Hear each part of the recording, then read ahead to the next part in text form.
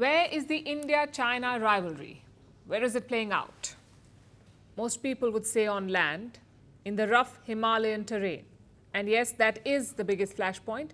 But away from global coverage, China is mounting another challenge in the seas. Chinese vessels are sailing near Indian waters, that too in secret. Let me show you a new report. It was prepared by a French intelligence firm. They tracked around 1,900 ships in the Bay of Bengal. Most of them had their tracking on. Some quick context here.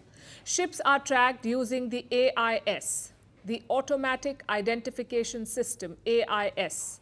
If the AIS is on, a ship can be tracked. But this French report found that 10% of the ships had turned off their AIS, meaning they wanted to remain hidden. They did not want to be tracked. 10% of 1,900 ships. And out of these, one vessel caught the firm's attention. A Chinese vessel, a so-called research vessel. And why did it stand out? Because it was sailing close to Indian military zones. Let me pull up the map for you. The ship was identified in these 10 locations. All of them are close to India and Sri Lanka. Certainly close enough to snoop. And that's the thing about these so-called research ships. In reality, they are spy vessels. Now, I know what some of you are thinking. If the tracking was off, how did these guys find the ship? Using radio frequencies, every ship emits radio signals. If you study them closely, you can track the ship, which is what this French group did. They found that the Chinese ship had strategic intent. It wasn't doing research. It was doing something more sinister. The question is what? What was it doing? Well, here's the French assessment. They think the ship was mapping the sea floor, and more importantly, it was identifying submarine corridors, basically finding out the routes used by Indian submarines. And why is this important? If a war breaks out, this information will be crucial. China is digging for it, and it has been doing this for a while now. In recent years, China has sent spy ships to Sri Lanka. India objected to those voyages, so eventually Sri Lanka banned them. Perhaps that explains these secret voyages. Whatever the trigger, this episode raises three questions. Number one, what is China's end goal here? Number two, what's at stake for India? And number three, how should India respond? Let's look at the first question first. China's goal is to project power in the Indian Ocean. And this mission has unfolded in parts over the years. First, China deployed warships to the Indian Ocean back in 2008. Then they deployed submarines in 2014. And then they opened their first Indian Ocean outpost in 2017, the one in Djibouti. So this has happened over a period of time, over many years. Beijing is also holding more drills in the region. Between 2020 and 2022, the Chinese organized 7 exercises. In 2023, they held 14 exercises, and in 2024, 12 exercises. And don't forget the infrastructure push. China has stakes in multiple Indian Ocean ports like Karachi and Gwadar in Pakistan and Hambantota in Sri Lanka. In fact, this map shows all the ports with Chinese stakes. Look at how expansive their foothold is. The Indian Ocean carries around 80% of China's oil, 80% of Chinese oil goes through here. So it's a key choke point for Beijing. Plus, if you dominate the Indian Ocean, you can box India in. So China's goal is twofold: to secure their supplies and to surround India. Which brings us to the second question. What's at stake for India? Simply put, a lot. We are a seafaring nation. Our coastline is more than 11,000 kilometers long. Around 95% of our trade is seaborne. And almost all our oil comes through the Indian Ocean. So it's not just for China. The Indian Ocean is a choke point for India too, which is why China's research is worrying.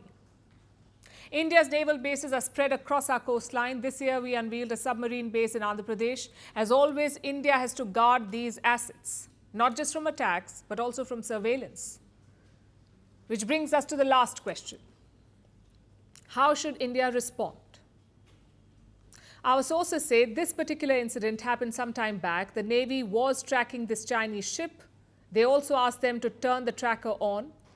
But since it was outside Indian waters, there was nothing more to do for India.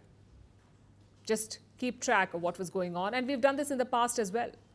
Consider what happened in August last year. China deployed 3 research ships in the Indian Ocean. The Navy said it was tracking all of them. But what about the long run? How do we tackle Chinese ambitions in the Indian Ocean? For starters, we must recognize one thing: India is the dominant power here. This is not the South China Sea, this is the Indian Ocean. So the Indian Navy is better placed than China. Our job is to retain that primacy.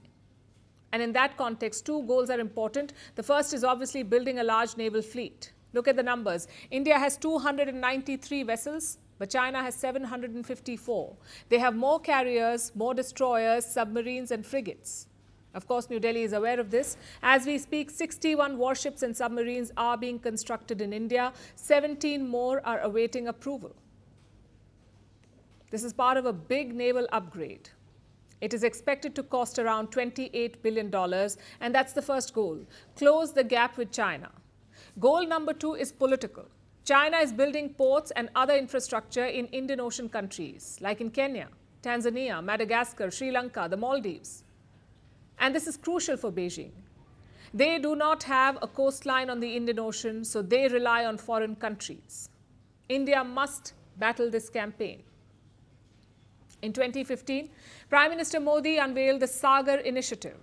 Its goal was pretty simple: reaffirm India's role as the net security provider in the Indian Ocean, whether it's against piracy or non-state actors or even during natural disasters. As things stand, India does have primacy. China may send warships and submarines to the Indian Ocean, but they haven't sent the bigger carriers yet. That could be a major red line for the Indian government. The key is to ensure that we never come to that.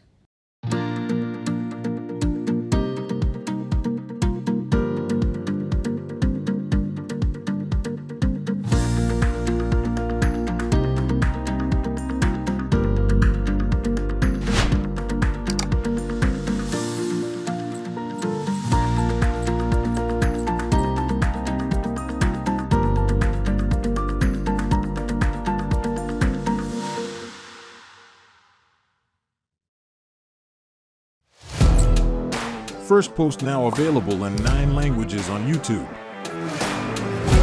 English, Stands at $36 trillion. French, Le FMI, comme German, Geschäftsführenden Direktor, Hindi, $30 trillion ka karjo.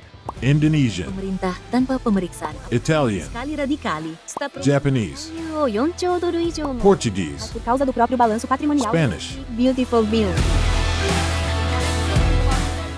Go to Settings, click on Audio Track and select the language of your choice. Be the first to know what's happening around you in your first language. Firstpost.